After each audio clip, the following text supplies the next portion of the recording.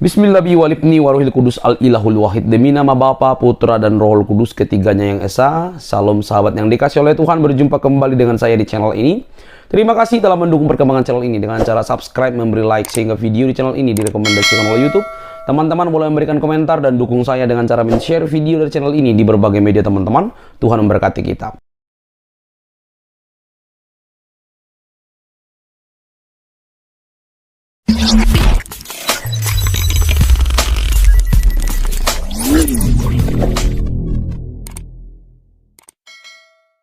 Jangan katakan harakah intihariyah, tapi katakan harakah istishhad. Harakah intihariyah, gerakan bunuh diri. Yang betul adalah harakah istishhadiyah, gerakan mati syahid, bukan mati konyol. Jangan katakan bom bunuh diri, tapi katakanlah harakah istishhadiyah, gerakan mati syahid. Rahayu, selamat bertemu di channel Abhyasa Nusantara Majapahit. Itu tadi adalah dua dari ceramah-ceramah yang dilakukan oleh Ustadz Abdul Somad yang dikritisi oleh berbagai kalangan, menyemangati atau memicu atau menjadi inspirasi bagi orang-orang untuk melakukan bom bunuh diri. Dan yang dilakukan itu bukan hanya Ustadz Abdul Somad ya, tapi banyak juga mungkin pemuka-pemuka agama yang lain yang seperti Ustadz Abdul Somad melakukan dakwah dengan mengatakan bahwa yang melakukan bom bunuh diri itu nantinya akan masuk surga karena melakukan jihad, membela agama begitu. Saya perlu menyampaikan ini karena teman-teman yang mendukung Abhyasa Nusantara Majapahit, teman-teman yang mendukung tentang Kabruh Ajaran Budi, saya lihat itu dari berbagai agama dan salah satunya juga yang beragama Islam.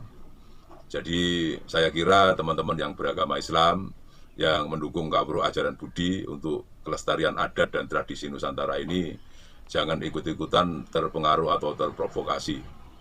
Minimal video ini juga untuk anak cucu saya, agar dilihat oleh anak-anak saya, cucu-cucu saya, agar juga tidak terprovokasi, sehingga misalnya ada anak cucu saya yang memeluk agama Islam tidak mudah dihasut dengan ayat-ayat atau pendapat-pendapat ya, pendapat-pendapat dari ulama-ulama yang mempergunakan ayat-ayat ini disalahgunakan untuk memotivasi, menyuruh-nyuruh orang melakukan bom bunuh diri.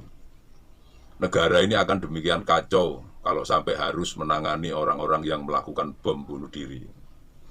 Ustadz Abdul Somad mencontohkan apa yang dia sampaikan itu atas pertanyaan orang yang menanyakan tentang bom bunuh diri yang dilakukan di Palestina. Dan alasannya Ustadz Abdul Somad yang dilakukan di Palestina itu dibenarkan karena dia membela agama.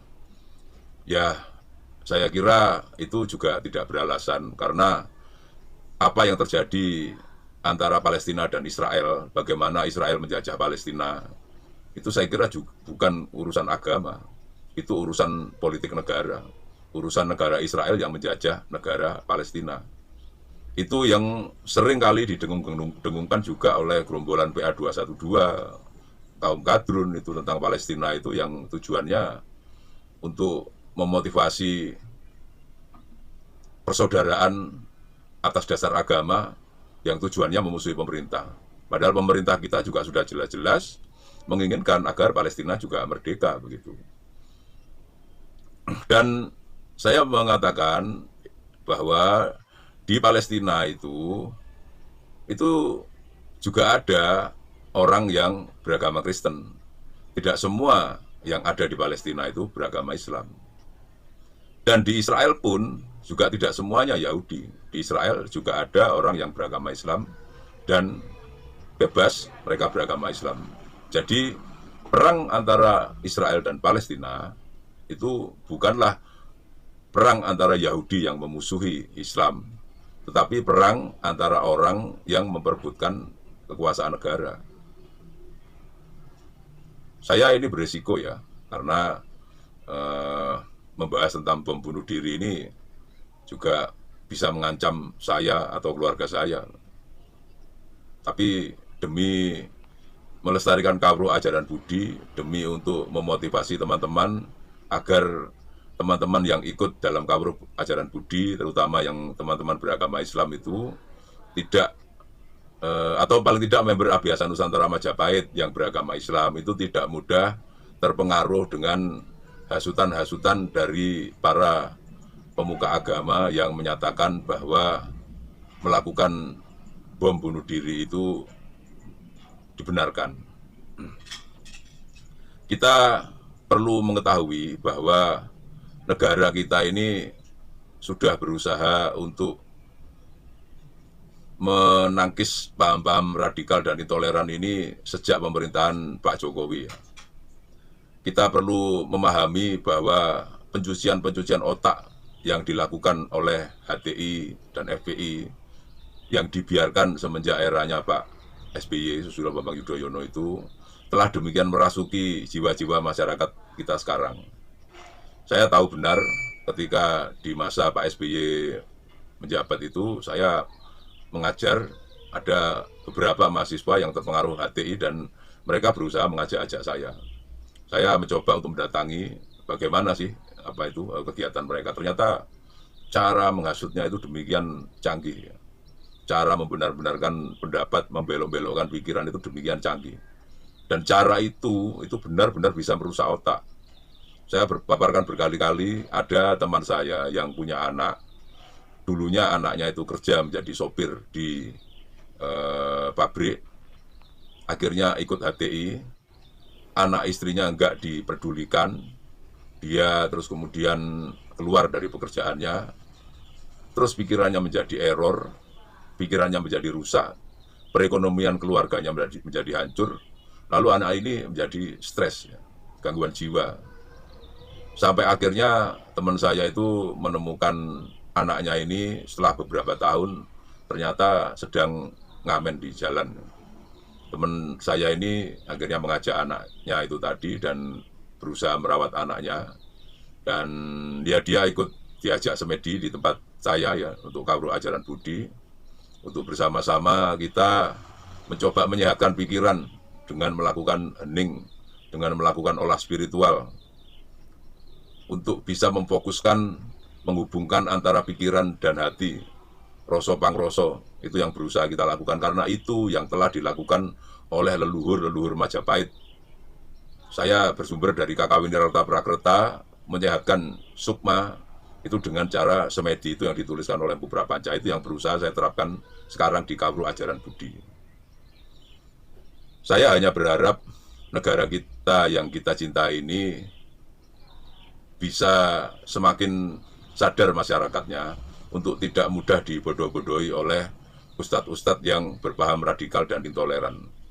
Dan ini Ustadz Abdul Somad pun ditantang oleh mantan teroris ya, napiter, narapidana teroris yang dulu pernah menjadi teroris, kemudian dipenjara, lalu diberi pembinaan, dan sekarang sadar narapidana itu lalu hidup bermasyarakat.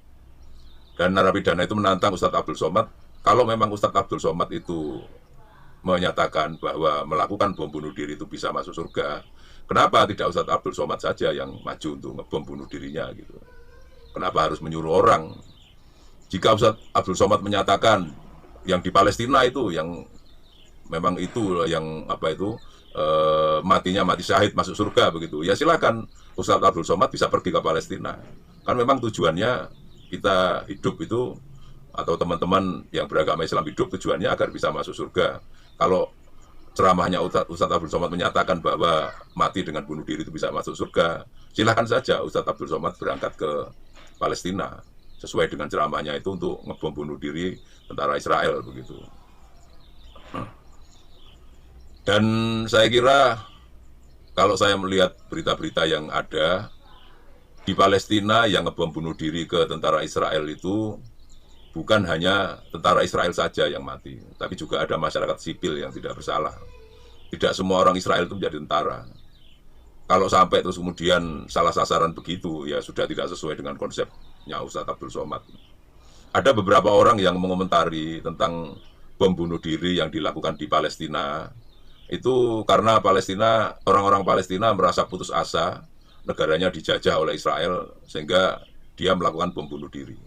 Kita mencontohkan negara kita dulu dijajah Belanda, lebih lama daripada Israel menjajah Palestina, 350 tahun.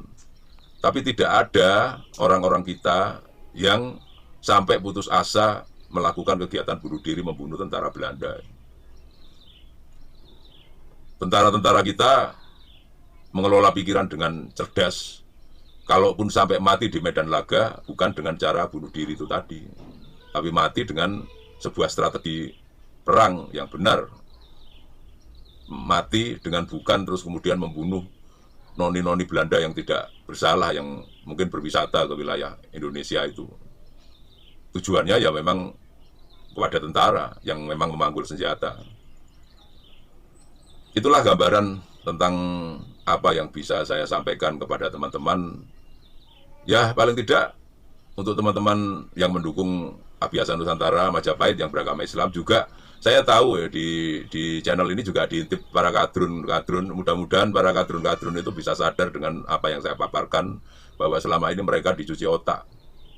Mereka sudah dipelintir-pelintir. Semoga dengan fakta-fakta yang saya jabarkan terhadap Israel dan Palestina, terhadap kesalahan dari pernyataan Ustadz Abdul Somad, bisa menilai orang seperti Ustadz Abdul Somad dan para penceramah yang lain yang selaras dengan Ustadz Abdul Somad itu banyak salahnya. Sehingga mereka bisa mencari ustadz-ustadz yang benar, kiai-kiai yang benar, agar bisa menjadi orang yang berbangsa dan bernegara dengan baik, menjadi warga negara yang baik, berkarya, bekerja, berwirausaha, saling sapa di masyarakat, gembira, tertawa bersama, menikmati kehidupan negara Republik Indonesia yang indah ini. Semoga apa yang saya sampaikan bermanfaat untuk Anda semuanya, dan semoga Anda semua tetap bersemangat melestarikan adat, tradisi, sejarah, budaya, dan spiritualitas Nusantara. Semoga damai selalu, rahayu mulianing jagat. Itu dijaga, jadi tak usah kalian kepanasan. Nah, sampai di sini bisa teman-teman. Ayo lawan radikalisme, lawan kaum intoleransi. Di Indonesia ini milik semua agama, milik semua orang. Ya, sampai sini bisa teman-teman. Jangan lupa untuk mendukung saya dengan cara subscribe, like, comment, share sebanyak mungkin. Sampai ketemu di video saya selanjutnya. Tuhan memberkati. Bye-bye.